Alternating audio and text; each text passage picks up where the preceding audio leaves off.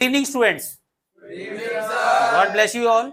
और इससे previous topic में मैंने आपको पार्ट्स एडजस्टमेंट करना सिखाया था और फंडामेंटल का टॉपिक मेरा कंप्लीट होता है, जिसमें मैंने आपको गारंटी के questions, interest on capital, interest on drawings, ये सारी वीडियोस मैंने अपलोड कर दी है। जो भी स्टूडेंट्स इन वीडियो को देख रहा है और लाइक भी जरूर करें, थैंक यू वेरी मच। और आगे बढ़ते हैं आज की क्लास में, एक और इंटरेस्टिंग टॉपिक की ओर बढ़ते हैं, गुडविल। ये टॉपिक बड़ा एग्जाम में बहुत बार आता है और डायरेक्टली इनडायरेक्टली इसके क्वेश्चंस भी होते हैं, एमसीक्यूज में भी बहुत बार आता है। और इसके एमसीक्यूज की कुछ ट्रिक्स हैं, वो जरूर कराऊंगा। आप मेरे साथ चैनल से जुड़े रहें। और कई सारे एमसीक्यूज हैं और एमसीक्यूज की एक ट्रिक्स है मेरे पास, जिसमें 20 के 20 एमसीक्यूज सारे सही होंगे, एक भी गलत नहीं हो सकता। वो सब दूंगा मैं आपको अपने चैनल पे, लेकिन वीडियो देखते रहें, हर रोज कुछ ना कुछ नया दूंगा, ठीक? तो जुड़े रहें और पढ़ते रहते हैं। आज गुडविल की ट्रीटमेंट कराऊंगा। पहले गुडविल के बेसिक्स क्लियर कराऊंगा, फिर गुडविल के एमसीक्यूज के शॉर्टकट्स बताऊंगा, कैसे आप एमसीक्यूज में शॉर्टकट्स में 15 से 30 सेकंड के अंदर अंदर आप गुडविल के आंसर सॉल्व कर सकते हैं, ठीक है? क्वेश्चंस कैसे भी है, लेकिन उससे पहले ना उसके बेसिक्स आने जरूरी है। अगर आपको बेसिक्स नहीं आते ना तो क्वेश्चन में अटकोगे। प्रैक्टिस जरूर करो, एटलीस्ट कम से कम हर एक टॉपिक के 5 से 7 क्वेश्चन जरूर करो, ताकि वो आपके दिमाग में सेट हो जाए। क्योंकि नंबर ऑफ क्वेश्चन करना, देखो क्वेश्चन का concept clear, question clear. Number of question इसलिए किए जाते हैं कि आपकी स्पीड मेंटेन हो सके। चलना तो सभी को आता है, यस और नो? दौड़ना भी सबको आता है, लेकिन आप ओलंपिक में भाग नहीं ले सकते। कारण, क्योंकि वहां पे आप पहुंच ही नहीं सकते, कारण स्पीड नहीं है। तो सारा खेल ही किसका है? स्पीड का है। तो आप स्पीड के लिए क्या होता है, क्वेश्चंस करते हैं। नंबर ऑफ क्वेश्चन जितने ज्यादा आप क्वेश्चंस करोगे, उतनी ज्यादा आपकी प्रैक्टिस होगी और उतने अच्छे मार्क्स आपके एग्जाम में आएंगे। क्योंकि अब सितंबर स्टार्ट हो गया है, टाइम पीरियड हमारे पास बहुत कम है, टाइम पीरियड कम है। सितंबर, अक्टूबर, नवंबर, दिसंबर, मात्र 5 महीने हैं। अब 5 महीने में जनवरी का महीना तो आप प्रैक्टिकल में निकाल दो। इस बार जो एग्जाम्स होंगे वो फरवरी से स्टार्ट हो जाएंगे आप लोगों के बोर्ड के। तो इसलिए तैयारी करो 4 महीने में। और अभी आपकी कंपनी पड़ी है और थर्ड बुक, जिसमें cash flow statement, ratio analysis, cash flow analysis, cash flow statement, इन सब की शॉर्टकट ट्रिक्स है मेरे पास। इनको वन शॉट में समझाऊंगा, एक ही बारी में समझ में आएंगे, सब बहुत ईजी वे में होगा। सबको जिससे ज्यादा टफ लगती है बुक, पार्टनरशिप तो थोड़ा बहुत लगती है, इसके बाद कंपनी और टफ लगती है, लेकिन कंपनी बहुत आसान है, करोगे बिल्कुल आएगी। तो नया टॉपिक है हमारा, goodwill, nature and valuation. Sir goodwill क्या होती है, उसका नेचर क्या होता है और कैसे इसको वैल्यूड किया जाए। देखो बेसिकली क्या होती है, गुडविल हमारी दो तरीके से देखने के लिए मिलती है। एक मिलती है सेल्फ जनरेटेड गुडविल और एक होती है परचेज गुडविल। तो सर सेल्फ जनरेटेड गुडविल क्या होती है और परचेज गुडविल क्या होती है? तो जो गुडविल हम किसी से बाय करते हैं, खरीदते हैं, वो होती है परचेज गुडविल। अब सर परचेज गुडविल कैसे मतलब खरीदते हैं?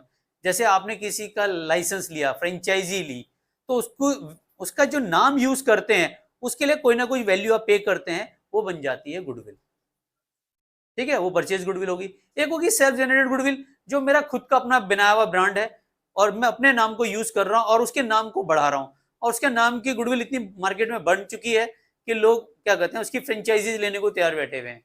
तो वो बन जाती है सेल्फ जनरेटेड गुडविल। कुछ देखा होगा आपने, कुछ डॉक्टर होते हैं जिनका अपना अपना एक नाम होता है, अपनी एक पहचान होती है, बहुत भीड़ होती है उनके पास, आपका नंबर भी बड़ी मुश्किल से आता है। और एक ऐसा डॉक्टर है इसके पास खाली बैठा रहता है, कोई भी नहीं आता, तो उसकी गुडविल इतनी अच्छी नहीं है, इसका मतलब तभी तो पब्लिक नहीं जा रही है। पब्लिक उसी के पास जाती है जिसका नाम होता है, जिसका ब्रांड होता है। तो अब सेल्फ जनरेटेड गुडविल क्या होती है? जैसे मैंने आप बताया कि मेरा इंस्टीट्यूशन है बलोनी सर कॉमर्स क्लासेस। अब ये मार्केट में इतना फेमस हो जाए तो क्या हो जाएगा, ये मेरी जो बनाई हुई गुडविल है, ये किसी का नाम यूज नहीं कर रहा हूं, ये मेरी खुद की बनाई हुई गुडविल है, खुद का नाम है, ठीक है? हमारा स्कूल है और क्या कहते हैं, वो खुद का बनाया हुआ गुडविल है, achiever home public school, Haridwar में एक ब्रांडेड स्कूल है, वो खुद का बनाया हुआ, खुद की बनाई हुई उनकी हुआ है गुड, किसी से खरीदा हुआ नहीं है। लेकिन अगर बात करते हैं यही डीपीएस की, डीएवी की, सेंट मेरी, ये क्या है, फ्रेंचाइजीज हैं सारी। तो इनके नाम को अगर हम यूज करते हैं तो ये क्या है, सेल्फ जनरेटेड गुडविल नहीं है, ये क्या है, ब्रांड जिसको आप यूज कर रहे हैं। तो ये गुडविल क्या हो जाती है, परचेज गुडविल हो जाती है। तो सर आप बिजनेस में कैसे कैलकुलेशन करते हैं? बेसिकली पार्टनरशिप बिजनेस हम पढ़ रहे हैं, तो पार्टनरशिप बिजनेस में गुडविल का क्या ट्रीटमेंट है, गुडविल को कैसे कैलकुलेट किया जाए। एमसीक्यू के फॉर्म में ये 2 क्वेश्चन आते हैं इसके, इस चैप्टर से एमसीक्यू फॉर्म में कितने क्वेश्चन आते हैं? 2 क्वेश्चन आते हैं। अभी गोयल जी आप डिस्टर्ब कर रहे हैं बार बार, ये जुगाली कर रहे हैं, क्या च्युइंगम खा रहे हैं क्लास में, और मेरा ध्यान बार बार भटक रहा है आप पे। मैं बार बार पढ़ा रहा हूं और तुम में लगे हुए, पता नहीं कौन से, बहुत डिस्टर्ब होती है। और एक ना ये बीच में डिस्टर्ब मत करो यार क्लास को, हाँ बिल्कुल आएगी, तेरा नाम भी होगा, भोला। भोला उर्फ वंशवान, जयकारा लगाता है बढ़िया वाला। ये वाली तो जरूर डालूंगा जो तूने किया अभी कर, ये वाली। हाँ, तो जैसे मैं आपको पढ़ा रहा था, गुडविल की बात कर रहा था, तो गुडविल में मैंने आपको बताया था कि दो तरीके से देखने को मिलती है, सेल्फ जनरेटेड और परचेज गुडविल। तो सर इनका क्वेश्चन कैसे किए जाते हैं? बेसिकली जो आपका जो 12th बोर्ड में क्वेश्चन आता है, बोर्ड में क्वेश्चन जो आता है वो एमसीक्यू फॉर्म में भी आता है और कुछ थ्योरी के फॉर्म में भी आते हैं। थ्योरी के फॉर्म में जो आने वाली गुडविल है, मैं आपको जो बता देता हूं, वो जो क्वेश्चन आता है वो आता है factor affecting the value of goodwill. Factor affecting value of goodwill, TS Grewal, page number 2.2 page. इसमें फैक्टर अफेक्टिंग गुडविल दिया हुआ है, इसमें 12 फैक्टर दिए हुए हैं। इन 12 फैक्टर को पढ़ ले, एक एमसीक्यू शॉर्ट आएगा बोर्ड में। देखो बता दिया मैंने तुम्हें। और हो सकता है तुम्हारे प्री बोर्ड एग्जाम्स में, तुम्हारे होम एग्जाम्स में, हाफ ईयरली एग्जाम्स में भी इनमें से कोई एक चीज देखने के लिए मिल जाए। ठीक है, तो 12 फैक्टर क्या है? वो कहता है गुडविल को क्या इफेक्ट करता है? एफिशिएंट मैनेजमेंट, जिसका मैनेजमेंट जितना ज्यादा अच्छा होगा उसकी गुडविल उतनी ज्यादा होगी। फेवरेबल लोकेशन, सारा खेल ही लोकेशन का है। अब मैं चंडी देवी पे स्कूल खोल लूं तो वहां थोड़ा ना चलेगा।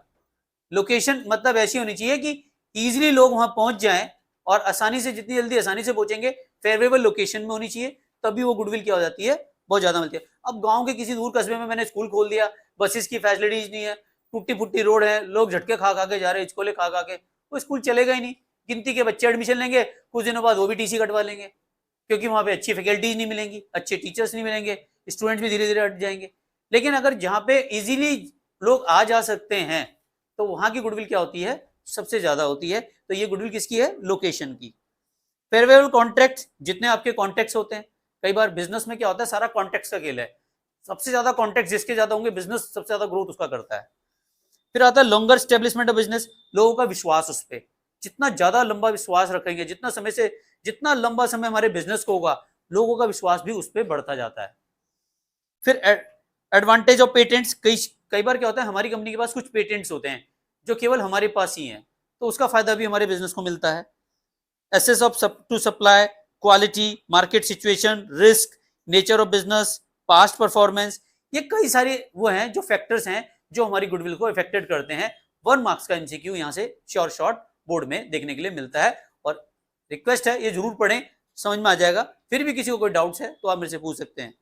फिर आता है क्लासिफिकेशन ऑफ गुडविल, तो मैंने बता दिया था परचेज गुडविल, और दूसरा बताया था मैंने सेल्फ जनरेटेड गुडविल। ये आपको समझ में आ गया होगा।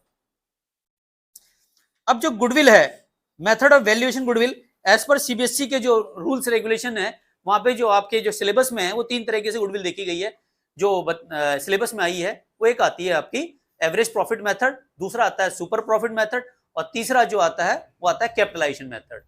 तो ये तीनों मेथड क्या क्या हैं, इनको डिटेल्स में पढ़ते हैं। और ये तीनों मेथड आपके ना क्वेश्चनों में आते हैं, जब एडमिशन ऑफ पार्टनर करेंगे या रिटायरमेंट पढ़ेंगे, डेथ ऑफ पार्टनर पढ़ेंगे, वहां पे ये गुडविल का बहुत बड़ा रोल होने वाला है। और ये क्वेश्चन एक और आता है चेंज इन पीएसआर, वहां पे भी इसका बहुत बड़ा रोल है। तो इस चैप्टर का अपने आप में इंपॉर्टेंट है। इसका एक सेपरेट क्वेश्चन भी 3 मार्क्स का बोर्ड में मिलता है। कितने मार्क्स में? 3 मार्क्स का क्वेश्चन शॉर्ट आता है। अब वो किसका आता है वो मैं आपको जो दिसंबर सेशन 1 शॉट चलेंगे वहां दूंगा मैं अपना शॉर्ट क्वेश्चन, कि ये क्वेश्चन आप करें, ये क्वेश्चन आपको एग्जाम में 2024 में देखने के लिए शॉर्ट मिलेगा। अब मिलना है वो। लास्ट टाइम जितने भी मैंने क्वेश्चन दिए थे शॉर्ट वो सारे फंसे थे मेरे, लगभग डिजिटें चेंज हुई थी, बाकी मैक्सिमम क्वेश्चन वैसे ही फंस जाते हैं। कई सालों से पढ़ा रहे हैं तो इसलिए उसका फर्क तो तुम्हें फायदा मिलना ही है। 28 साल से अकाउंटेंसी पढ़ा रहा हूं। चलिए, एक आता है आपका, सबसे पहला आता है, 3 मेथड है। मेथड में बताया मैंने एवरेज प्रॉफिट मेथड। अब एवरेज प्रॉफिट मेथड में 2 मेथड देखने के लिए मिलते हैं, एक मिलता है सिंपल एवरेज, एक मिलता है वेटेड एवरेज। अब ये सिंपल एवरेज और वेटेड एवरेज होता क्या है? सिंपल एवरेज तो सिंपल सा है ना, कि भैया जितने साल का प्रॉफिट दिया है उसको कैलकुलेट कर लो। अब एक क्वेश्चन मैं एज इट इज अपने आप भी बना रहा हूं, और आप देखें अकाउंट का concept clear, question clear, sorry question concept clear है तो क्वेश्चन भी क्लियर हो जाएगा। तो अभी हम क्या करते हैं, आप 20 क्वेश्चन करो, 50 करो, 100 करो, उसी जगह पे खड़े हो। आपको एक क्वेश्चन समझ में आ गया ना, तो आप इसके तरह के सारे क्वेश्चन सॉल्व कर सकते हैं। तो सिर्फ आप उसके बेसिक थीम्स को पकड़ो। तो क्वेश्चन कैसे करते हैं, मैंने आपको बताया था एवरेज प्रॉफिट मेथड।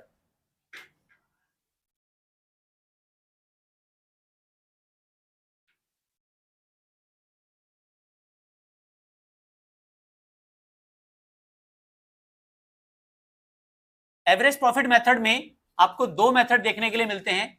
एक मिलता है सिंपल एवरेज और दूसरा मिलता है वेटेड एवरेज।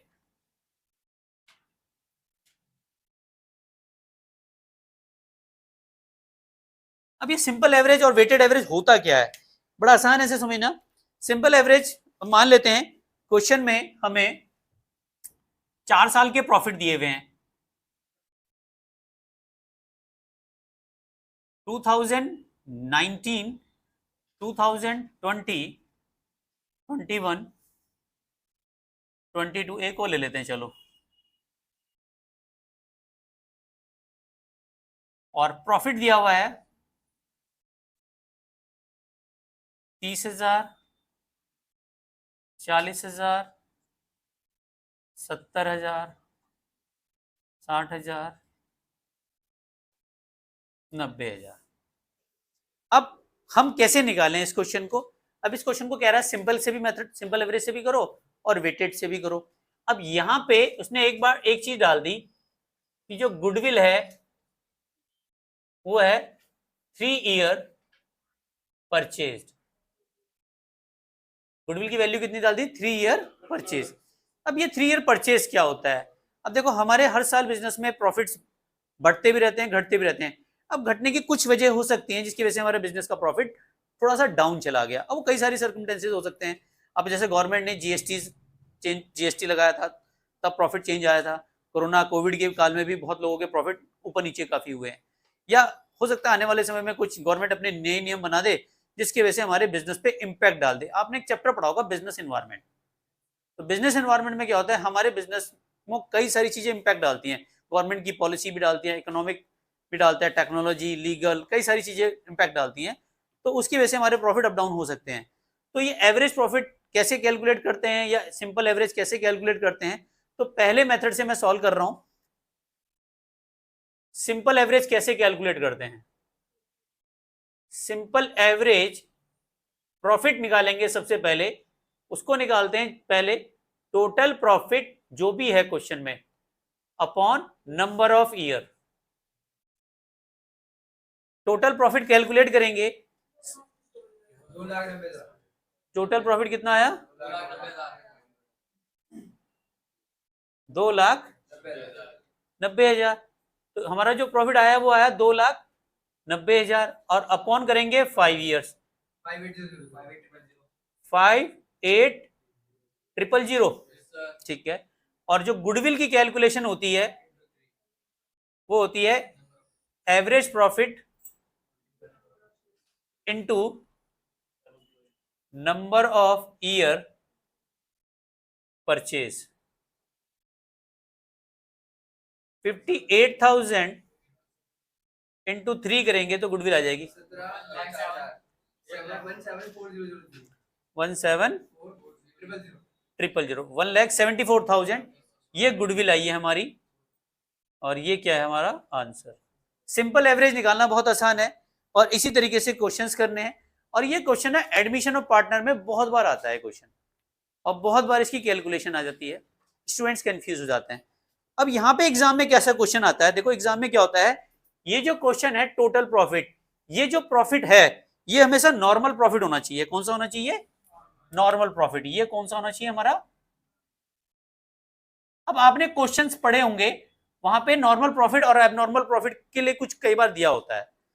तो हमारे यहाँ पे ध्यान देना है, हमारे बिजनेस में कुछ ऐसी गतिविधियां हो जाती हैं जिसकी वजह से प्रॉफिट या तो बहुत ज्यादा गिर गया या बहुत ज्यादा बढ़ गया। नॉर्मल एक्टिविटीज तो ऐसी होती है जो नॉर्मल चल रही है, जैसे मेरे इंस्टीट्यूशन में भाई एक एवरेज है कि इतने बच्चे हमेशा पढ़ते हैं, अचानक से बच्चे कम हो गए। देखो आपने देखा होगा कोरोना काल में इंस्टीट्यूशन लगभग ताले लग गए थे, गए नहीं। कोई एक आधा ऑनलाइन में पढ़ रहा होगा तो 3, 4, 5, 10 बच्चे पढ़ रहे थे। ठीक है, वैसे क्योंकि क्या होता है कि फेस टू फेस क्लासेस लेना स्टूडेंट ज्यादा पसंद करते हैं, तो फेस टू फेस क्लासेस तो हो नहीं पाई क्योंकि गवर्नमेंट का बैन था। गवर्नमेंट ने कहा भैया अगर लेनी है तो ऑनलाइन लो, घर से लो। ऑनलाइन में इतना सेटअप नहीं था, कॉपी पेन रख के फिर भी मजबूरी में लोगों ने पढ़ा, तो इतना नहीं चल पाया। तो इसकी वजह से क्या हुआ, प्रॉफिट डाउन हो गया। अब ये कोरोना कितने टाइम तक रहा? 3 महीने, 6 महीने। तो 6 महीने में मेरे बिजनेस का प्रॉफिट क्या हो गया? बहुत कम हो गया। तो ये नहीं है कि ये कौन सा लॉस हुआ, एब नॉर्मल लॉस हुआ। कौन सा लॉस हुआ? ये हमेशा नहीं होगा, ये नहीं कि लाइफ टाइम चलता रहेगा। तो एबनॉर्मल लॉस ऐसा होता है कि जो हमारे हाथ में नहीं होता, जिसको हम रोक नहीं सकते, जैसे due to accident, due to fire, earthquake, ठीक है ना, फ्लड, कोरोना, ये ऐसी चीजें हैं जो हमारे हाथ से बाहर हैं, जिसकी वजह से हमारा बिजनेस का प्रॉफिट क्या हो गया, डाउन चला गया। तो हमें नॉर्मल प्रॉफिट लाने के लिए क्या करना पड़ता है, जितना हमें लॉस हुआ है, एबनॉर्मल लॉस हुआ है, उसे हमें क्या करना पड़ेगा, उसको लॉस को प्लस करेंगे, तब हमारा नॉर्मल प्रॉफिट निकल के आएगा, ठीक है। और अगर एबनॉर्मल गेन हो गया, गेन कैसे होता है, जैसे मान लेते हैं कोई लॉटरी लग गई मेरी, बार बार थोड़े लगेगी, रास्ते में 10,000 की गड्डी मिल गई, या कोई बैड डेब्ट से रिकवर हो गए, तो ये कौन से हो गए, एबनॉर्मल गेन हो गए। इसकी वजह से क्या हुआ, मेरा प्रॉफिट बढ़ गया होगा, तो उन्हें क्या करना पड़ेगा, मुझे माइनस करना पड़ेगा, तब मेरे को एक्चुअल पोजीशन पे आएंगे। ये क्वेश्चंस भी मैं कराता हूं आने वाले आगे टॉपिक पे, फिलहाल मैं इसको समझा देता हूं। क्या ये टॉपिक समझ में आ गया सबको? तो इस टॉपिक के जो भी क्वेश्चंस हैं, आप टीएस ग्रेवाल के क्वेश्चंस कर सकते हैं। फिर भी कोई डाउट्स आएगा तो आप मुझे बताएं, मैं जरूर कराऊंगा उसका क्वेश्चंस। तो ये आ गया सिंपल एवरेज से। अब कराता हूं दूसरा क्वेश्चन है मेरा वेटेड एवरेज। तो सिंपल एवरेज कर लिया है, तो मैं इस वाले कॉलम को रब करूंगा। हो गया ठाकुर साहब, समझ में आ रहा है? सारा आ रहा है, वेल डन।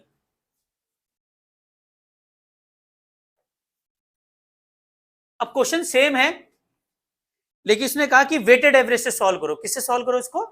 वेटेड एवरेज से सॉल्व करो। तो यहां पे क्वेश्चन तो इतना ही आपको पूरा करना है, ये तो आपका यहां तक हो ही गया। अब यहां पे आप वेट लिखेंगे, वेट एज्यूम करो जितने साल हैं उतने साल का ही वेट हो जाता है। यहां पे कितने साल है? 5 साल, तो 1 2 3 4 5। अगर एक और साल होता तो यहां हो जाता 6, एक और साल हो जाता तो यहां होता 7। ठीक है, यहां तक समझ में आ गया सभी को? अब यहां वेट के बाद क्या आता है हमारा? प्रोडक्ट। प्रोडक्ट में प्रॉफिट और वेट की मल्टीप्लाई हो जाती है, प्रॉफिट और वेट की मल्टीप्लाई। 30,000 इंटू 1 करोगे तो कितना आएगा? 30,000। 40 इंटू 2 करोगे तो कितना आएगा?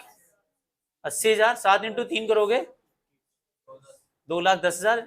2,40,000 और 4,50,000।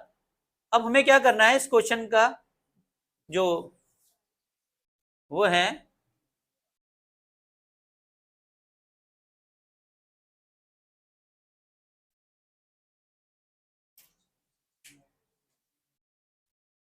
पांच 4 9 3 12 2 14 1 15। वेट का टोटल आया 15 और इसका टोटल कितना आया? कितना? 10,10,000। ठीक है, अब हमें क्या निकालना है? Weighted average. क्या निकालना है?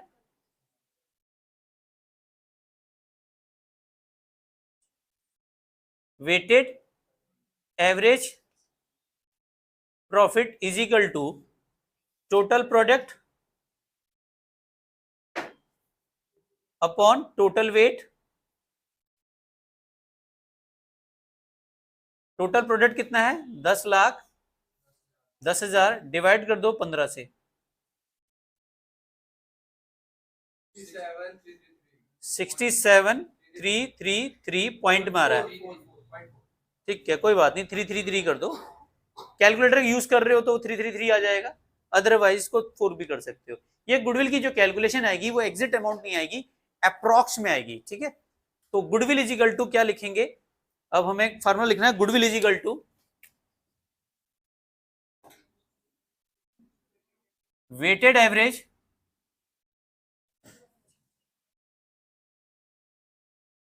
Profit into number of year purchase. तो वेटेड एवरेज कितना आया था हमारा? 6733, नंबर ऑफ ईयर है 3, तो इसे राउंड ऑफ कर दो, कितना आ जाएगा? 201,999। तो मेरे ख्याल से ये हो जाएगा 201 की जगह हो जाएगा 2000। ठीक है, 2,02,000, वो 1 रुपये राउंड ऑफ कर दोगे आप इसमें। ठीक है, 33.333 पैसे भी तो आए होंगे, तो ये आ जाएंगे 2,02,000। लेकिन अगर आप पहले वाला भी आंसर लिखेंगे तो भी आपका सही माना जाएगा, वो गलत वो भी नहीं है। अप्रॉक्स जरूर लिख देना, अगर कभी भी पॉइंटों में जा रहा है तो एक वर्ड जरूर लिखे करें, अप्रॉक्स। अप्रॉक्स का मतलब है आप उसे जहां तक आप डेसिमल को सुधार सकते थे आपने सुधारने की पूरी कोशिश की, फिर वो ज्यादा बिगड़ गया तो आपने छोड़ दिया। ठीक है, तो गुडविल जो आया वो गुडविल हमारी क्या आई, 2,02,000। क्या मैं मान लू यहां तक समझ में आ गया? सिंपल एवरेज और वेटेड एवरेज क्लियर है? ठीक है, तो यहां तक हमारा ये क्वेश्चन होता है सिंपल एवरेज और वेटेड एवरेज। और अगली क्लास में, इसी क्लास में मैं आगे बढ़ता हूं। अब जो अगला टॉपिक आता है वो आता है हमारा सुपर प्रॉफिट। क्या आता है? Super profit.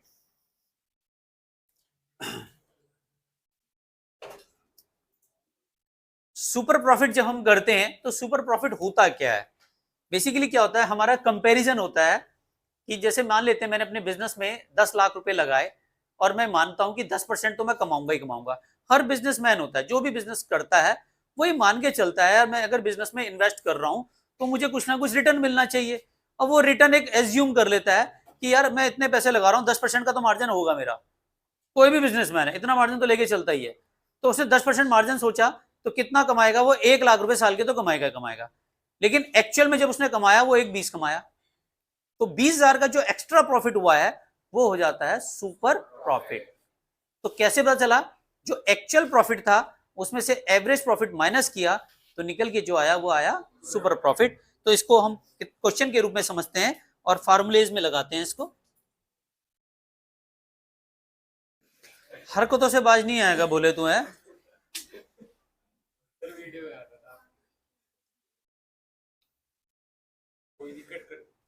कट नहीं करूंगा तेरे को तो मैं वायरल करूंगा। Okay, super profit.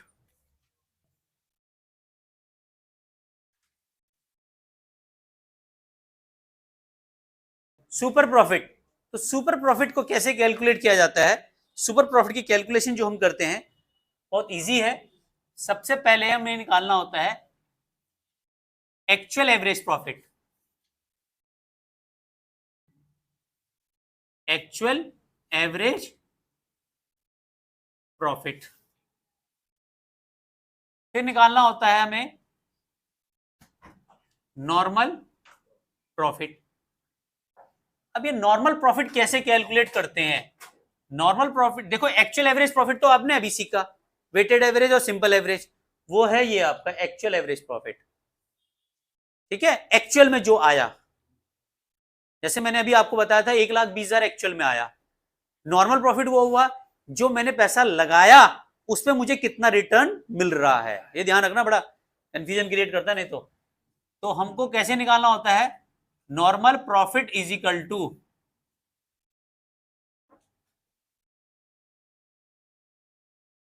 Capital employed into normal rate of return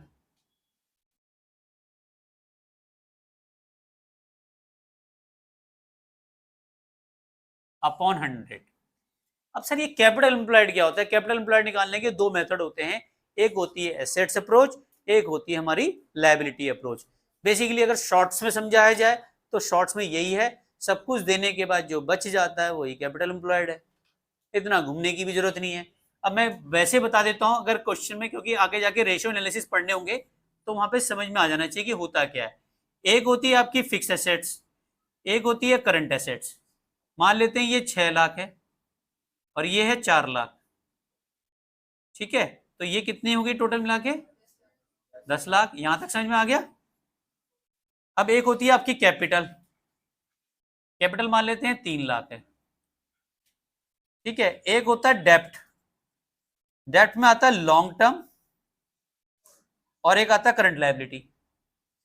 long term डेप्ट मान लेते हैं 4 लाख है या 5 लाख ले लेते हैं, तो करंट लायबिलिटी कितनी होगी इसमें? 2 लाख।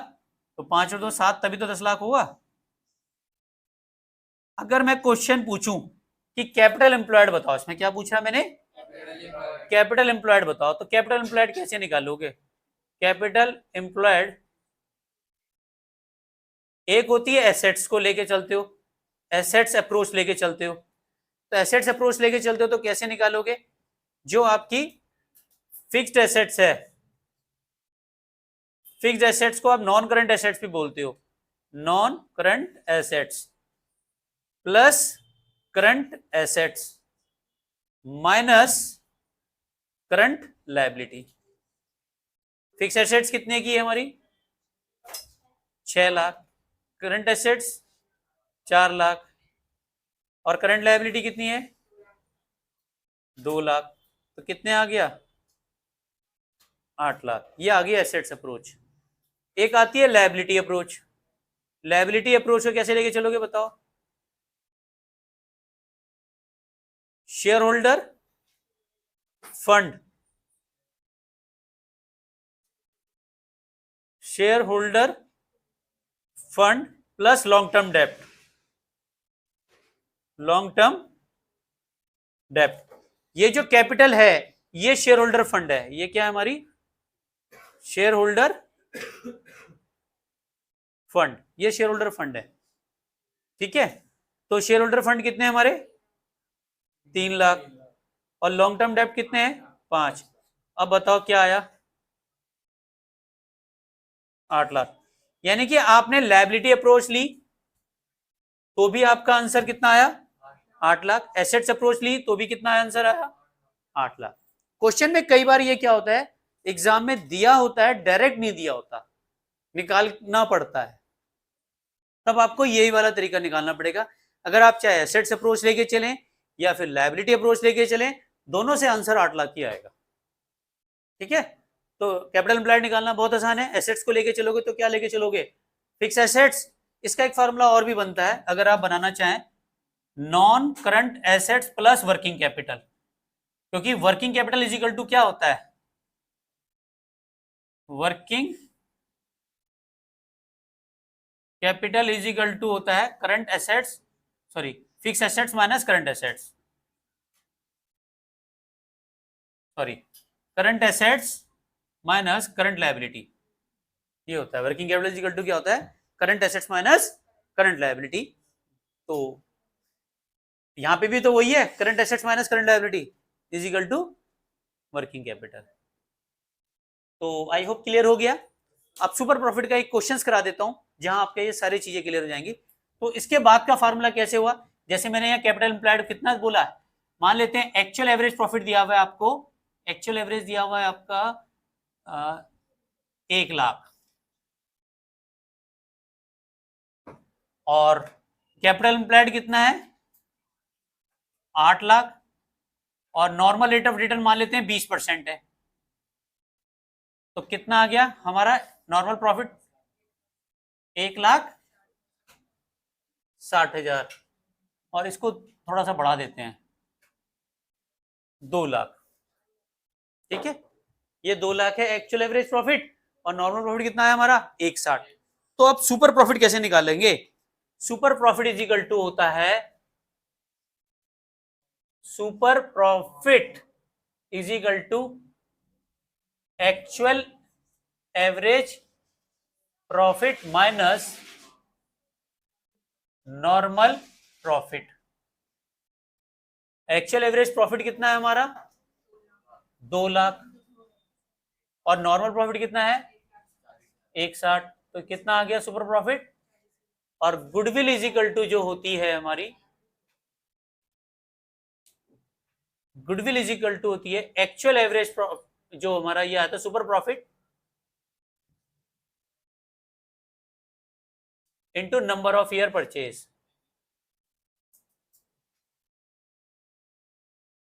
अब number of year purchase question में दी होगी आपको, अब एज्यूम कर लो यहाँ पे 3 साल का दिया है, मान लेते हैं तीसरा दे दिया number of year purchase 3 years लिखा है, तो यहाँ पे आ जाएगा गुड सुपर प्रॉफिट कितना आया था 40,000 और नंबर ऑफ परचेज 3 इयर्स है, तो 1,20,000 हमारी क्या आ गई गुडविल आ गई। तो इस तरह से हमने देखा सुपर प्रॉफिट से कैलकुलेशन हम कितनी आसानी तरीके से कर सकते हैं, आसान भी है छोटा भी है, क्वेश्चन भी ऐसे ही होना है। उसमें सिर्फ कैपिटल एम्प्लॉयड निकालने का तरीका होता है, कई बार ये क्वेश्चन में दिया होता है और कई बार हमें निकालना होता है, बाकी क्वेश्चन में कुछ नहीं है घुमा फिरा के। आप कोई से भी क्वेश्चन करो 10 करो 15 करो 20 करो सब सेम है, सिर्फ घुमाएगा वो सिर्फ कैपिटल एम्प्लॉयड में, और कैपिटल एम्प्लॉयड आपको या तो एसेट्स पता होंगी या लायबिलिटी पता होगी। अगर एसेट्स पता है तो एसेट से निकाल लो, आंसर उससे भी सेम आएगा। लायबिलिटी अप्रोच लेके चलेंगे, आंसर इससे भी सेम आएगा। इसके बाद लास्ट बचता है मेरा कैपिटलाइजेशन मेथड। इसमें दो मेथड हैं, एक आता है कैपिटलाइजेशन ऑफ बिजनेस और एक आता है कैपिटलाइजेशन ऑफ सुपर प्रॉफिट। एक आता है कैपिटलाइजेशन ऑफ एवरेज प्रॉफिट और एक आता है आपका capitalisation of super profit. Exam में ये वाले क्वेश्चंस या सुपर प्रॉफिट का देखने के लिए मिलता है, बट अगर आप मेरे से पूछें कि बोर्ड में सबसे ज्यादा क्वेश्चन कौन से आते हैं, तो वो इसी मेथड के आते हैं, क्योंकि इसमें सुपर प्रॉफिट भी आ जाता है और एवरेज प्रॉफिट भी आ जाता है। यानी कि शुरुआत के दोनों मेथड जो आपने पढ़े हैं, पहला मेथड कौन सा था, एवरेज मेथड, उसमें सिंपल एवरेज वेटेड एवरेज था, वो हो गया। दूसरा क्या है, सुपर प्रॉफिट। ये दोनों के दोनों मेथड इसमें आ जाते हैं कैपिटलाइजेशन प्रॉफिट मेथड पे। तो कहो तो करवा दूं? ओके, कोई बात नहीं, इस क्लास को फिर मैं यहीं पे ऑफ करता हूं। अगली क्लास में मैं एक काम करूंगा, वो कैपिटलाइजेशन और सुपर प्रॉफिट को लेके चलेंगे, है ना। उसमें दो मेथड है, दोनों मेथड को समझेंगे। तब तक आप इन क्वेश्चनों की प्रैक्टिस कीजिए, और जो ऑनलाइन व्यूअर्स हैं मेरे नेक्स्ट पार्ट को देखना ना भूलें। Thank you very much. और अगर आप मेरे चैनल पे नए आए हैं तो प्लीज सब्सक्राइब करना ना भूलें, और आप मुझे इंस्टाग्राम पे भी फॉलो कर सकते हैं, बलोनी सर कॉमर्स क्लासेस में। Thank you very much, love you all.